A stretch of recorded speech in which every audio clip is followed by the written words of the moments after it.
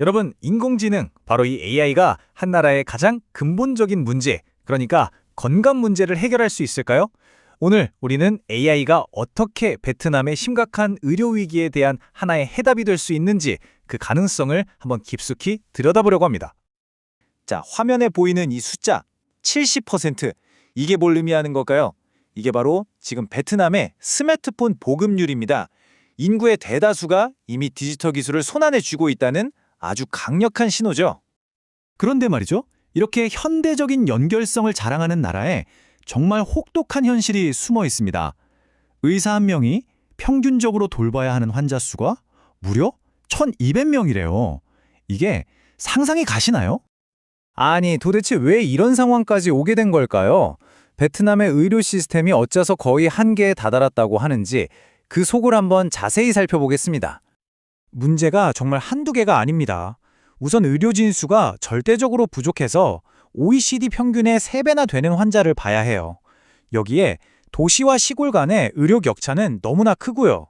심지어 베트남어와 영어가 뒤섞인 의료 용어 때문에 환자와 의사 간의 소통마저 어렵다고 합니다. 이 모든 부담 결국 어디로 갈까요? 맞습니다. 현장에 있는 의료진들이죠. 다들 번아웃으로 쓰러지기 일보 직전인 겁니다. 바로 이런 모든 문제들이 얽혀있는 절망적인 상황에서 기술이 하나의 해답을 내놓습니다. 그 이름은 바로 MED-AI 에이전트. 방금 우리가 이야기했던 이 고통스러운 현실에 대한 직접적인 응답인 셈이죠. 이 솔루션은 이게 참 재밌는데 말하자면 두 개의 얼굴을 가지고 있습니다. 한쪽은 환자들을 위한 건데요. 1년 365일 24시간 언제든 대답해주는 챗봇이고요. 다른 한쪽은 의사들의 업무를 돕는 아주 강력한 인공지능 조수 역할을 합니다. 이렇게 되면 환자와 의사 양쪽의 경험이 완전히 달라집니다. 환자 입장에서는 언어 장벽 없이 24시간 내내 상담을 받으면서 불안하게 기다리는 시간을 줄일 수 있고요. 의사 입장에서는 AI가 진단을 돕고 데이터 분석 같은 반복 업무를 대신해 주니까 가장 중요한 일, 그러니까 환자를 돌보는데 더 많은 시간을 쏟을 수 있게 되는 겁니다. 야, 이게 바로 기술이 만드는 선순환 아니겠어요? 자, 그런데 말이죠. 의료 AI에 대해 이야기할 때 절대 빼놓을 수 없는 가장 중요한 질문이 남았습니다. 바로 안전과 신뢰의 문제죠. 우리 한번 솔직하게 생각해보죠. 여러분의 생명이 달린 그런 중요한 정보를 과연 인공지능에게 믿고 맡길 수 있을까요? 아마 많은 분들이 이 지점에서 고개를 갸우뚱하실 겁니다. 그 이유는 바로 AI의 환각 현상, 영어로는 할루시네이션이라는 아주 치명적인 문제 때문입니다. 이게 뭐냐면 AI가 마치 환각을 보는 것처럼 사실이 아닌 정보를 너무나 그럴듯하게 만들어내는 현상이에요. 의료 분야에서 이런 오류가 발생한다면 정말 끔찍하겠죠. 이 AI 에이전트는 바로 이 환각 현상을 아주 영리한 방식으로 막아냅니다. 래그라는 기술 덕분인데요. 이걸 오픈북 시험이라고 생각하면 아주 쉬워요. AI가 자기 맘대로 답을 상상해서 쓰는 게 아니고요. 오직 검증된 의료 데이터베이스라는 교과서 안에서만 정답을 찾아서 제시하는 거죠. 게다가 현직 의사와 약사들이 이 교과서를 계속 검토하고 업데이트하니까 정보의 정확성은 계속해서 보장되는 겁니다. 좋습니다. 원리는 알겠어요. 그렇다면 이 기술이 현실에 가져올 수 있는 변화는 과연 어느 정도일까요? 한번 숫자로 직접 확인해 보시죠.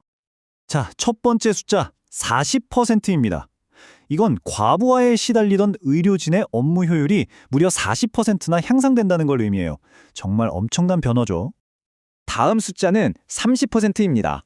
환자들이 병원에서 고통스럽게 기다리는 시간이 30%나 줄어들어요. 이건 단순히 절약된 시간이 아니라 환자와 가족들의 애타는 불안감이 그만큼 줄어든다는 뜻이기도 합니다. 그리고 마지막으로 어쩌면 가장 중요한 숫자일 겁니다. 99.8%. 이건 생명과 직결된 정보의 정확도예요. 이 기술의 심장부에 있는 신뢰를 증명하는 숫자라고 할 수 있죠. 이 막대 그래프를 보시면 그 영향력이 기하급수적으로 늘어나는 걸 볼 수 있습니다. 프로젝트 첫 해 40만 명을 시작으로 3년 차에는 200만 명, 그리고 5년 뒤에는 1000만 명에 넘는 환자들이 이 시스템의 혜택을 받게 될 것으로 예상됩니다. 그런데 이 이야기는 베트남에서 끝나지 않습니다. 사실 이건 훨씬 더 큰 그림의 시작일 뿐이거든요. 이 로드맵 정말 야심차지 않나요? 2027년까지 베트남 전역으로, 2029년까지는 이웃 나라인 라오스와 캄보디아로, 그리고 2030년 이후에는 동남아시아 전체를 연결하는 거대한 AI 의료 네트워크를 꿈꾸고 있습니다. 한 나라를 넘어 지역 전체의 건강을 바꾸려는 청사진인 거죠. 이 프로젝트의 가장 중요한 철학은 단순히 기술을 주는 데서 그치지 않는다는 점입니다.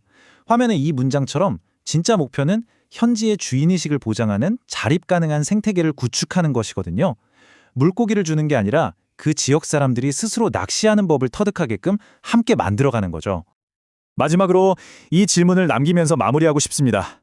어쩌면 이렇게 각 지역의 상황에 철저히 맞춰진, 그리고 무엇보다 믿을 수 있는 AI야말로 전 세계 수백만 명이 겪고 있는 의료 불평등 문제를 해결할 진정한 열쇠가 될 수 있지 않을까요?